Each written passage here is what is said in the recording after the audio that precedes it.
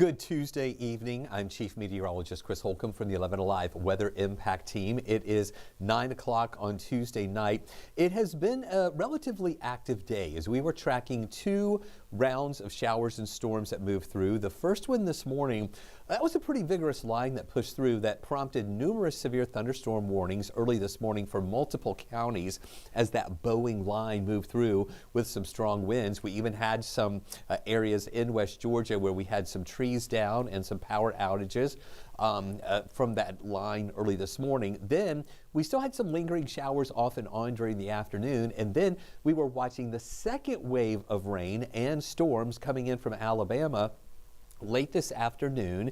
And now through the evening hours, we are still tracking some of those showers and storms around our area. So we continue with this 11 Alive Weather Impact Alert that will remain in effect until about midnight tonight. That's when we think the back edge of that rain is going to be pushing through and out of our area. And we'll watch that rain get out of here during the overnight hours, and then we'll see an improving weather day here for your Wednesday. So really until midnight is when we have this weather impact alert remaining in effect for just a few of those lingering showers and a few of those thunderstorms that are still around. Even though we still have some of those that have some thunder and lightning with them and pockets of heavy rain, we don't really have any severe weather with it. Even though, we had a tornado watch back into Alabama, including Randolph County, Alabama, which is just over the line there from West Georgia.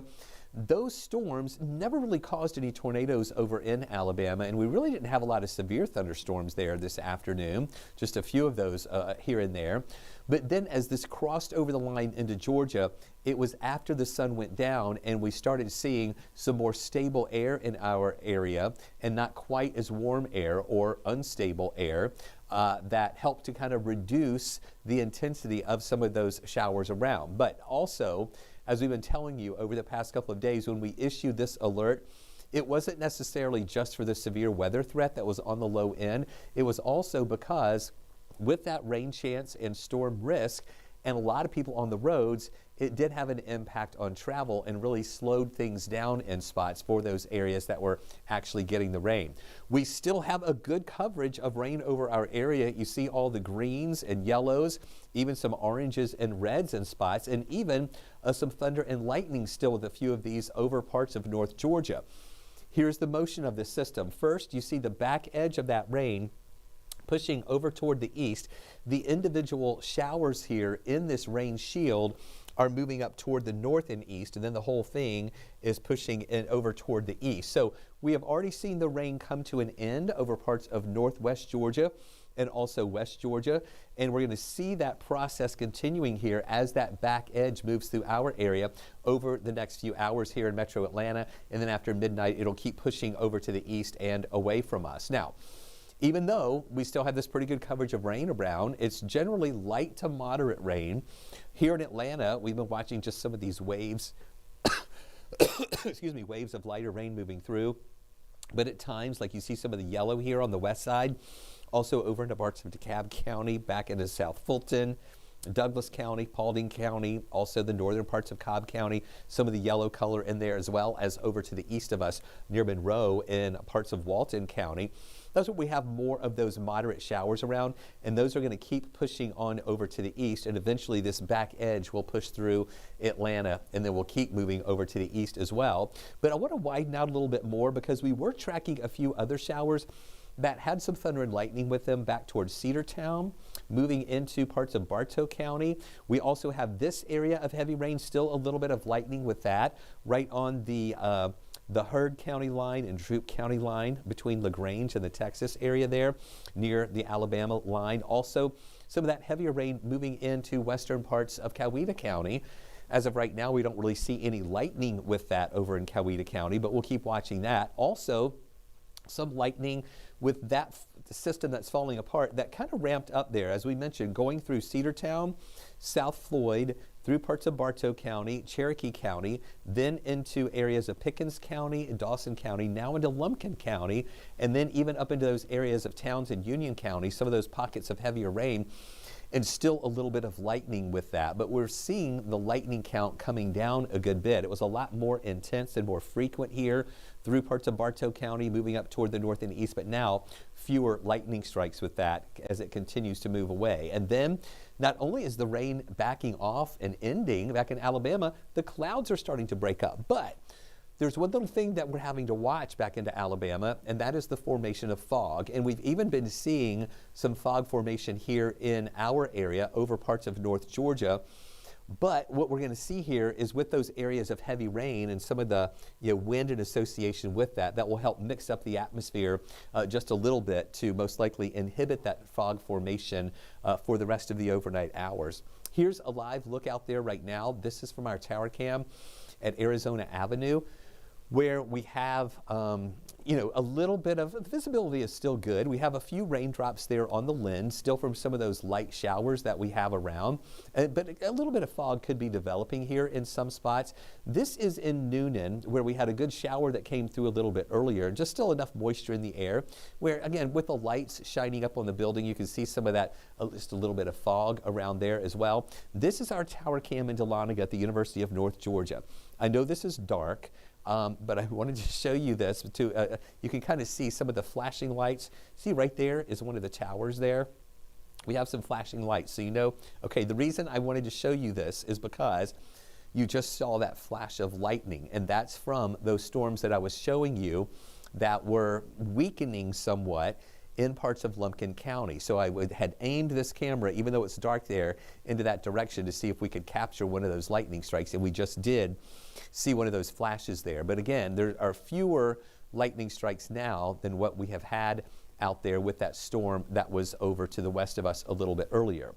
Now, this is the latest development from the Storm Prediction Center. If you'll recall earlier today, all of our area was in the dark green color, or the level 1 of 5 risk for severe storms, and even the yellow level 2 was in parts of Cleburne and Randolph County back into Alabama. Well, now that the air is more stable over North Georgia, the Storm Prediction Center has removed that level 1 risk for severe storms out of our area. It is more down to the south. It does include still these areas near LaGrange and down toward Columbus, over toward parts of the Upson County area, southern Meriwether County, a really small part of Pike County, the southern parts of Pike County are still included in that level 1 risk. But again, that's where we have that low level risk for maybe some isolated showers or storms that could turn strong.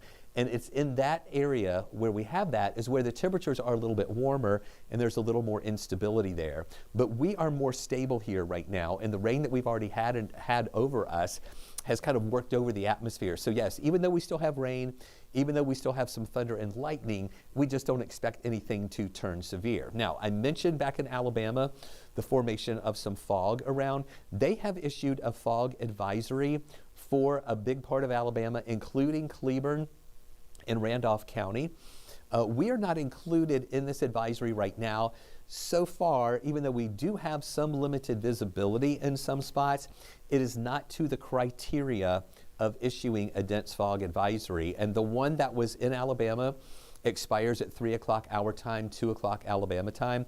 There should be enough mixing in the overnight hours as the front passes on through and we get some breezes that'll be kicking up, that'll mix up the atmosphere. In order to have fog, it's better for it to, of course, have a lot of moisture in the atmosphere where the temperature comes down to that dew point to saturate the air, and also calm air helps to enhance the formation of fog. When you have wind around, that mixes up the atmosphere and it's harder for that fog to develop. Now, we do have only 1 mile visibility right now in Covington, in Canton 2.5 mile visibility, Gainesville 3 mile visibility, and Atlanta 5 mile visibility, but Blairsville, Rome looking good, Thomaston looking good too, Athens about 6 mile visibility there in those areas.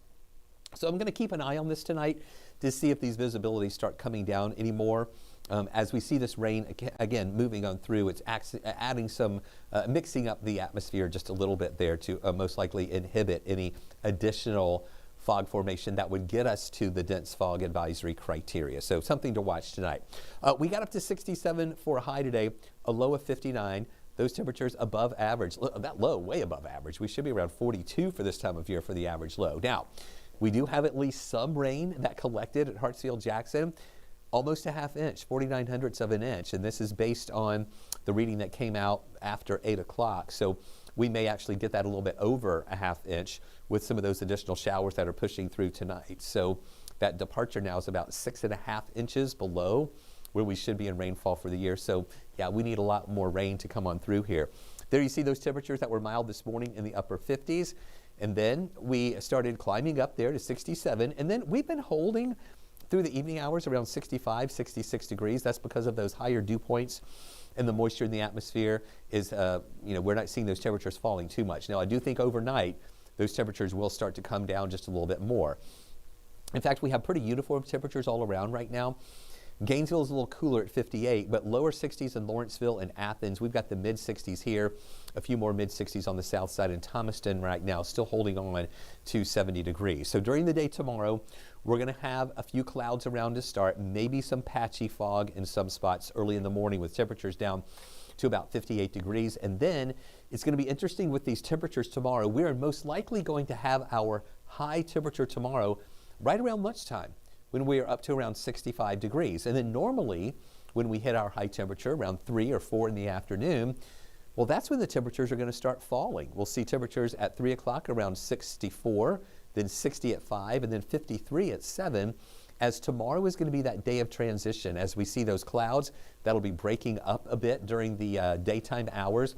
More sunshine by afternoon, but as that northwest flow continues, it's going to keep pumping some of that cooler air our way, and we're going to see those temperatures falling. So for tonight, you can see those areas of rain in northeast Georgia and down to the south and west of us. They're going to continue pushing through and ending most likely around midnight or after, when we'll see that rain moving away. And then in the morning, starting off dry. I mean, the roads may still be wet because it may take a bit of time for them to dry out, but at least we won't have any additional precip coming down.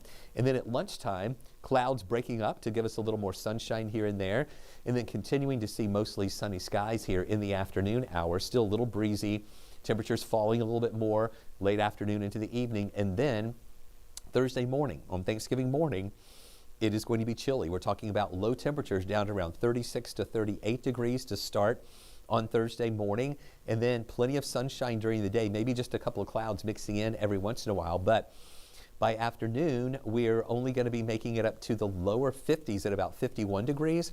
And then Friday morning is going to be even colder. We're going to be around the freezing mark here for Friday morning, and then afternoon highs only up to around 49 degrees. So it's going to be a chilly day for the day after Thanksgiving as well, if you're going to be out and about shopping, or whether or not you're doing it all online or not. So here's that rain that continues to push away tonight. Then we'll see clearing skies tomorrow. We have dry conditions and cold conditions Thursday and Friday. Saturday, a couple more clouds are going to start mixing in, and then we watch the next round of rain developing out to the west. That'll push into our area on Sunday with a 40% chance for showers. Monday, a lower rain chance, maybe seeing some breaks there later in the day. And then going into Tuesday, another system with some rain will move in, bringing those rain chances back up to about 40% here for your Tuesday afternoon. So all of these changes here in the weather, a lot of that dictated by the air masses that we're in. We've been in a very warm air mass with those record-breaking and record-tying temperatures that we've had over the past few days. But now the cooler air is going to start replacing that.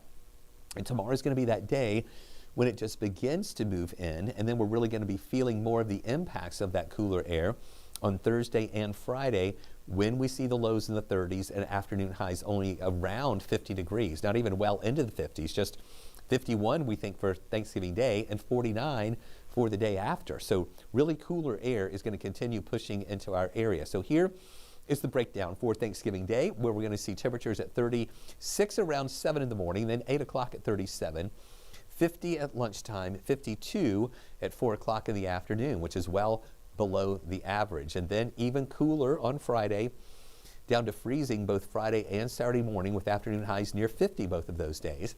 And then going into Sunday, Monday, and Tuesday, about a 30 to 40% chance for some showers moving through.